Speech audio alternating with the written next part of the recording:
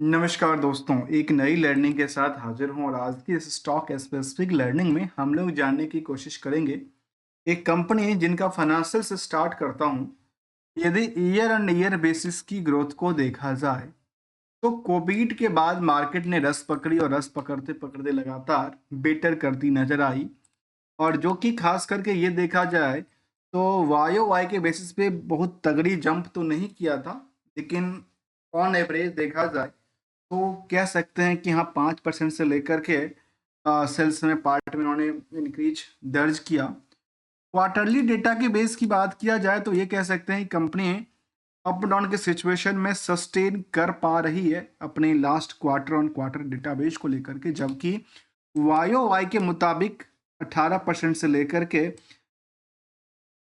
Net income source में करीब 70% तक की वृद्धि भी दर्ज कर। ऐसा कौन से स्टॉक है जी तो ये सब चीजों को दर्ज करती नजर आती है? दोस्तों, बात करने वाले हैं ज्वाइंट वेंचर कंपनी का। ज्वाइंट वेंचर कंपनी किसकी है? खास करके कह सकते हैं कि जो इंडियन होटल्स कंपनी लिमिटेड है और एक हैदराबाद बेस्ड कंपनी है जीवीके।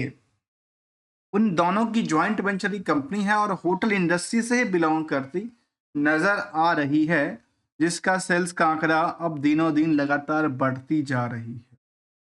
जबकि इसकी चार्ट ग्राफ को देखने से ये लगता है कि पिछले कुछ पीरियड की आप चार्ट ग्राफ को देखेंगे तो यहाँ पे एक लंबी अवधि में लंबी पैसे बनते हुए नजर आते हैं, जहां पे अच्छे खासे इनकी वैल्यूएशंस में वृद्धि ही वृद्धि दर्ज करती दिख रही है। जिनकी बारे में देखा जाए तो कहती है बुक वैल्यू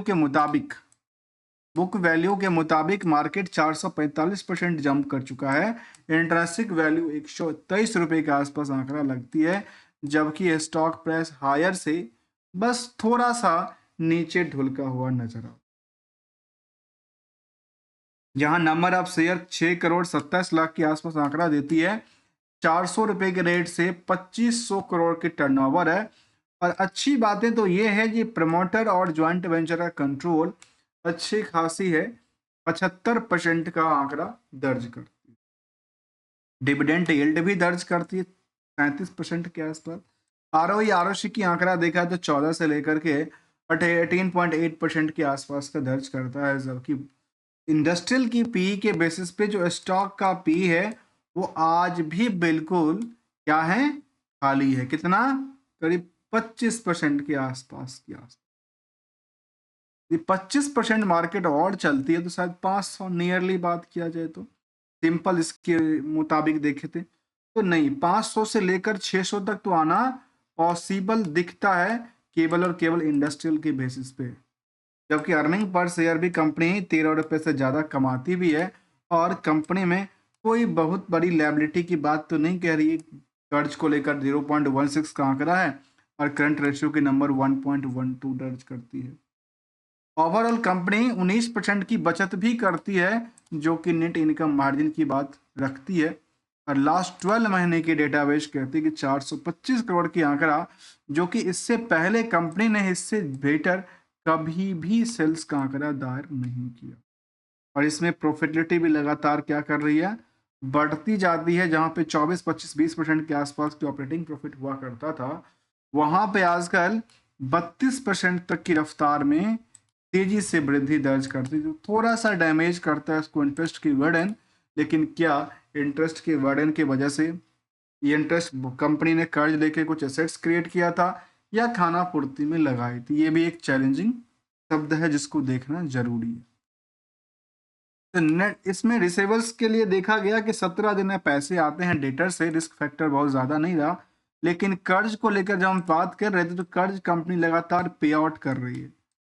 108 करोड़ से घट के 91 करोड़ पे आती है। और यहाँ पे इनकी फंड को देखा जाए तो बाकी सब इनके वेट की बात किया जाए बैलेंस शीट की तो वो लगातार बढ़ती ही जा रही है। जहाँ पे खास करके सबसे ज़्यादा क्या है, इनके पास फिक्स एसेट्स की बात कहती है, इसमें ज़्यादातर लैंड बिल्डिंग और प्लांट्स की बात हो सकती है। ईयर्स के मुताबिक देखा जाए तो कंपनी अपने बाकी कंपनियां चाहे वो इंडियन होटल्स कंपनी ही क्यों ना हो, उसके मुकाबले आज भी पूरे के पूरे खाली है। और ज़्यादातर जो होल्डिंग है उसी का था, इंडियन होटल्स कंपनी लिमिटेड की बात कर रहे थे, उनका देखा जा सकता है, समझा जा सकता है। उसके मुकाबले देखा है तो यहाँ भी पूरा का पूरा मार्केट खाली दिखता है स्टॉक की परफॉर्मेंस के बेसिस। आज खाली होते हुए भी मार्केट ने पिछले यदि हम कुछ टाइम फ्रेम की बात करें तो शायद यहाँ जब 70 रुपए के आसपास हुआ करता तो प्राइस आजकल वो 400 से ज्यादा की रैली क्रिएट कर चुकी नजर आई।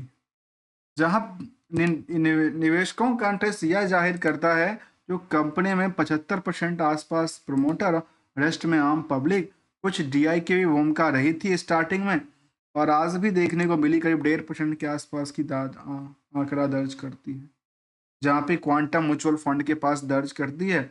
पब्लिक होल्डिंग का बात किया जाए तो पब्लिक होल्डिंग में कोई बड़ी निवेशकों का सुपर इन्वेस्टर का नाम जिक्र नहीं करता है, लेकिन ओवरऑल कह सकते हैं कि 80 से 90 हज़ार निवेशकों का यहाँ पे इंटरेस्ट से जुड़ा हुआ नजर आया है। इसका नाम था ताज जी पी के होटल्स एंड रिजॉर्ट लिमिटेड, जहाँ पे कुछ पहलुओं के मुताबिक मार्केट रैली क्रिएट करने में सक्षम है क्योंकि इनका जो ट्रेंडिंग वेव रहा है, चाहे एनुअली डेटाबेस को लेकर देखा जाए, क्वार्टरली डेटाबेस को लेकर देखा जाए, डेटर्स रेशियोज को लेकर देखा जाए, वो सब इनको पॉजिटिव दर्ज करती है, फेवरेबल बातें कहती है। जहां डेट्स फ्री से लेकर के ऑलमोस्ट जो सीजीआर रहा गुड प्रॉफिटेबिलिटीज को लेकर के वो ईयर एंड ईयर बेसिस में अच्छी खासी ग्रो की बात रखती है। दोस्तों मिलेंगे कुछ नए स्टडी के साथ। सिंगल सी गोल्डन रूल को हम लोग हमेशा डिस्कस करते हैं और हमेशा अभी भी कहता हूँ गोल्डन रूल मार्केट के लिए ये कहता है यदि अप ट्रेंड में कोई हो और उसके मुताबिक पैसे की वैल्यूशन बढ़ती जाए तो अपनी उन चीज़ों को हटा करके क्या करना है, अपनी प्योर रखना चाहिए, और नहीं तो यदि नहीं बनते हो तो उसके लिए अपनी सेट्स को भी संभालना चाहिए और खुद की प्रिंसिपल होगा, खुद की डिसीजन होगा तो शायद जिस हिसाब से परफॉर्मेंस हुआ है शायद उससे भी बेटर स्टॉक मिल सकती है जो कि परफॉर्मेंस लेवल की बात करती है। मिलेंगे कुछ नई स्टडी के साथ, तब तक के लिए यदि अच्छा लगा हो तो लाइक और चैनल को सब्सक्राइब करना मत भूलिएगा। Thanks for the joining.